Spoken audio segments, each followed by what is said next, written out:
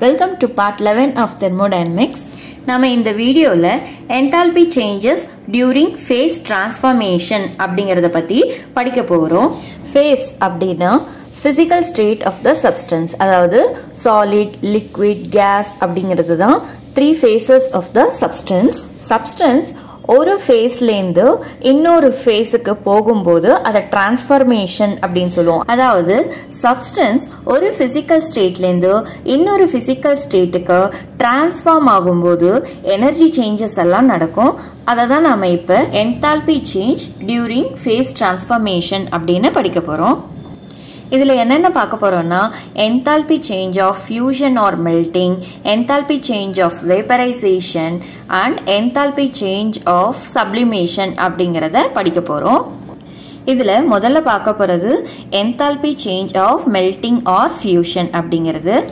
ஒரு substance solid ஸ்டேட்லேருந்து liquid ஸ்டேட்டுக்கு transform ஆகும்போது எனர்ஜி சேஞ்சஸ் இருக்கும். ஃபார் எக்ஸாம்பிள் இப்போ நம்ம ஐஸ் அப்படின்னு எடுத்துக்கிட்டோம்னா அது மெல்ட் ஆகிறதுக்கு நாம் ஹீட் எனர்ஜி சப்ளை பண்ண வேண்டியதாக இருக்கும். நார்மலாக இந்த மெல்டிங் ப்ராசஸ் பார்த்தீங்கன்னா கான்ஸ்டன்ட் ப்ரெஷர் கண்டிஷன், அதாவது லேபரட்டரி அட்மாஸ்பியரிக் ப்ரெஷர் கண்டிஷனில் தான் நடக்கும். அதே சமயத்தில் பார்த்தீங்கன்னா இந்த ஃபேஸ் சேஞ்ச், அதாவது சாலிட் டு லிக்விட் சேஞ்ச் நடக்கும்போது டெம்பரேச்சர் பார்த்தீங்கன்னா கான்ஸ்டண்ட்டாக இருக்கும். என்ன டெம்பரேச்சர் அப்படின்னு பார்த்தோன்னா 273 கெல்வின் அப்படிங்கிறது தான், இல்லைனா 0 டிகிரி செல்சியஸ் அப்படின்னு கூட சொல்லலாம். இப்போ ஸ்டாண்டர்ட் என்தால்பி ஆஃப் ஃபியூஷன் இல்லைன்னா மோலார் என்தால்பி ஆஃப் ஃபியூஷன் அப்படிங்கிறதோட டெஃபினேஷனை நம்ம படிக்கலாம்.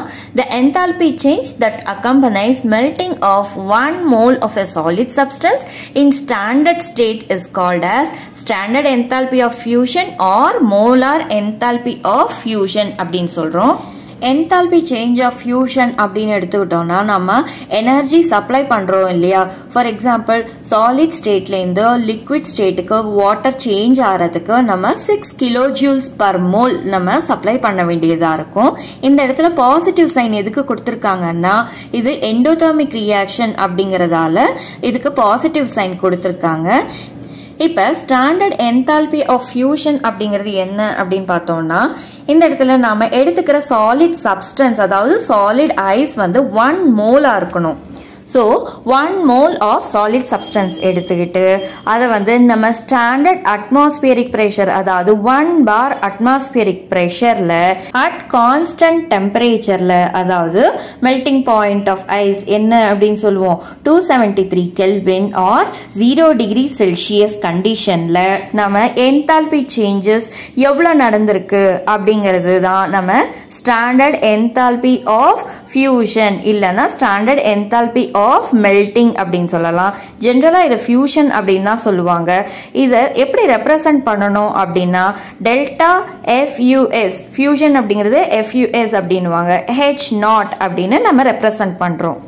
ஜென்ரலாக இந்த மெல்டிங்கோ இல்லைனா ஃபியூஷனோ வந்து பார்த்தோம்னா அது வந்து ஒரு எண்டோதெர்மிக் ப்ராசஸ் தான் அப்படிங்கிறதால நம்ம எப்பயுமே நமக்கு வந்து மோஸ்ட் ஆஃப் த சப்ஸ்டன்ஸ்க்கு வந்து பாசிட்டிவ் சைன் தான் நம்ம கொடுப்போம். அதுவே இந்த ரியாக்ஷனோட ரிவர்ஸ் ப்ராசஸ் ஆன ஃப்ரீசிங் இல்லைனா சாலிடிஃபிகேஷனுக்கு நம்ம டெல்டா H0 என்னவா இருக்கும் அப்படின்னா சேம் அமௌண்ட் ஆஃப் எனர்ஜியாக தான் இருக்கும். இதே 6 kilojoules per mole தான் இருக்கும். ஆனால் இந்த இடத்துல பாசிட்டிவ் சைன் இல்லாமல் நெகட்டிவ் சைன் கொடுப்போம். அதாவது இந்த ரியாக்ஷன் எக்ஸோதெர்மிக் ரியாக்ஷனாக மாறிட்டு இருக்கும். அடுத்து நம்ம படிக்க போகிறது என்தால்பி சேஞ்ச் ஆஃப் வேப்பரைசேஷன் அப்படிங்கிறது தான். இதோட டெஃபினேஷனை நம்ம இப்போ பார்க்கலாம். The energy change that accompanies vaporization of 1 mole of liquid substance at constant temperature and standard pressure is called standard enthalpy or the molar enthalpy of vaporization. நாம 1 mole of liquid water, அதாவது 18 grams இல்லைன்னா 18 ml of liquid water எடுத்துக்கிறோம்.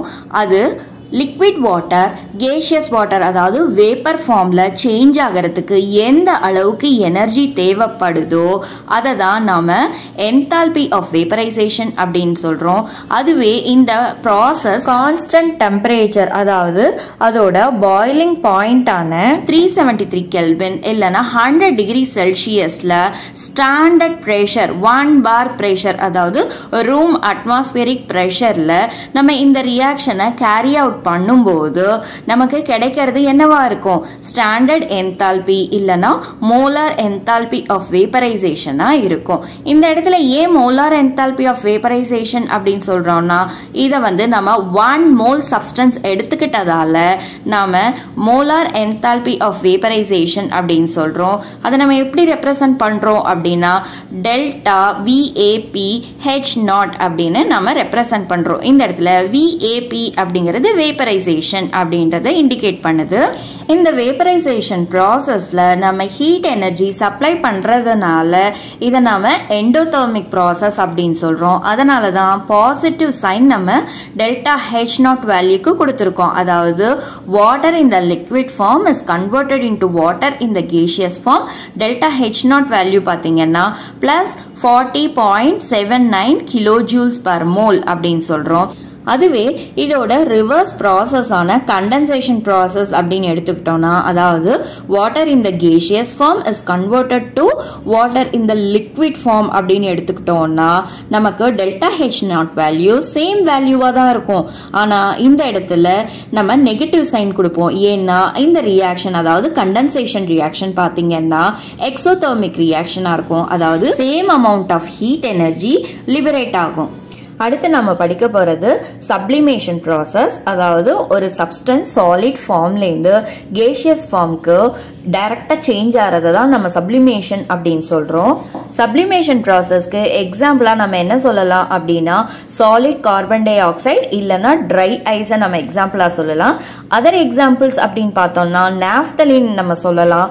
அதுக்கப்புறம் camphor, அதுக்கப்புறம் ammonium chloride, இதெல்லாம் நம்ம சப்ளிமேஷனுக்கு எக்ஸாம்பிளா சொல்லலாம். இப்போ நம்ம ஸ்டாண்டர்ட் என்தால்பி ஆஃப் சப்ளிமேஷனோட டெஃபினேஷனை நம்ம பார்க்கலாம். It is the change in enthalpy when 1 mole of the solid substance sublimes at constant temperature and standard pressure அப்படிங்கறத தான் நம்ம என்னன்னு சொல்றோம்? molar enthalpy of sublimation இல்லனா standard enthalpy of sublimation அப்படின்னு சொல்றோம். இதுக்கு மீனிங் என்னன்னா 1 mole of the solid substance எடுத்துக்கிட்டு அது வேப்பரா சேஞ்ச் ஆகிறதுக்கு எந்த அளவுக்கு நம்ம ஹீட் எனர்ஜி சப்ளை பண்றோமோ, அதாவது கான்ஸ்டன்ட் டெம்பரேச்சர், என்ன டெம்பரேச்சர் அப்படின்னா அந்த ப்ராசஸ் நடக்குது இல்லையா, சாலிட் டு கேஸ் சப்ளைம் ஆகுது இல்லையா, அந்த டெம்பரேச்சர் கான்ஸ்டன்ட் டெம்பரேச்சர்லயும் ஸ்டாண்டர்ட் ப்ரெஷர்லயும் நம்ம இந்த ரியாக்ஷனை கேரி அவுட் பண்ணும்போது நடக்கிற ஹீட் எனர்ஜி சேஞ்சஸை நம்ம என்னன்னு சொல்றோம்? ஸ்டாண்டர்ட் என்தால்பி ஆஃப் சப்ளிமேஷன் இல்லனா மோலார் என்தால்பி ஆஃப் சப்ளிமேஷன் அப்படின்னு சொல்றோம். ஏன்னா 1 mole of the substance எடுத்துக்கிறதால நம்ம மோலார் என்தால்பி ஆஃப் சப்ளிமேஷன் அப்படின்னு சொல்றோம். இப்போ நாம ட்ரை ஐஸ், அதாவது கார்பன் டை ஆக்சைடோட நம்ம சப்ளிமேஷன் ப்ராசஸை பார்த்தோம்னா 1 mole of carbon dioxide, அதாவது 44 grams of carbon dioxide நம்ம சாலிட் ஃபார்ம்ல ட்ரை ஐஸ் ஃபார்ம்ல எடுத்துக்கிட்டோம்னா அதுக்கு 25.2 kilojoules ஆஃப் ஹீட் எனர்ஜியை நாம சப்ளை பண்ணும்போது அது கேஷியஸ் ஃபார்முக்கு சேஞ்ச் ஆகுது. இந்த ப்ராசஸை நம்ம கான்ஸ்டன்ட் டெம்பரேச்சர்லையும் ஸ்டாண்டர்ட் ப்ரெஷர், அதாவது 1 bar ப்ரெஷர்லையும் நம்ம கேரி அவுட் பண்றதுனால நாம இதை என்னன்னு சொல்றோம்? ஸ்டாண்டர்ட் என்தால்பி ஆஃப் சப்ளிமேஷன் அப்படின்னு சொல்றோம். மோர் ஓவர் இதை மோலார் என்தால்பி ஆஃப் சப்ளிமேஷன் அப்படின்னு கூட சொல்லலாம். ஏன்னா நாம தான் 1 mole of carbon dioxide தானே எடுத்துக்கிட்டோம். அதனால நம்ம மோலார் என்தால்பி ஆஃப் சப்ளிமேஷன் அப்படின்னு சொல்லலாம். இந்த டெல்டா ஹெச்சோட மேக்னிடியூட் எதை டிபெண்ட் பண்ணியிருக்கோம் அப்படின்னா இன்டர்மாலிகுலர் இன்டராக்ஷன் அப்படின்னு சொல்லலாம்.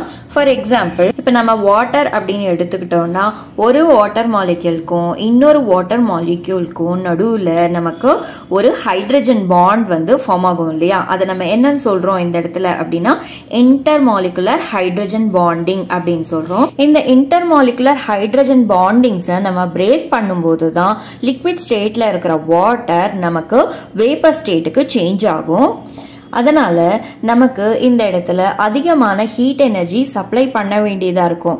எதை கம்பேர் பண்ணும்போது அப்படின்னா அசிட்டோனை கம்பேர் பண்ணும்போது. ஏன் அப்படின்னா அசிட்டோன்ல பாத்தீங்கன்னா டைபோல் இன்டராக்ஷன் தான் இருக்கும். அதாவது 1 மாலிக்யூல்ல இருக்கிற ஆக்சிஜனுக்கும் அதர் மாலிக்யூல்ல இருக்கிற கார்பனைல் குரூப்ல இருக்கிற கார்பனுக்கும் நடுவுல டைபோல் டைபோல் இன்டராக்ஷன் தான் இருக்கும். இந்த டைபோல் டைபோல் இன்டராக்ஷன் கூட வீக்கரா இருக்கும். எதை கம்பேர் பண்ணும்போது நம்ம வாட்டர்ல இருக்கிற இன்டர்மாலிகுலர் ஹைட்ரஜன் பாண்டிங்கை கம்பேர் பண்ணும்போது. அதனால 1 mole ஆஃப் அசிட்டோன் ஈஸியா வேப்பரைஸ் ஆகும்.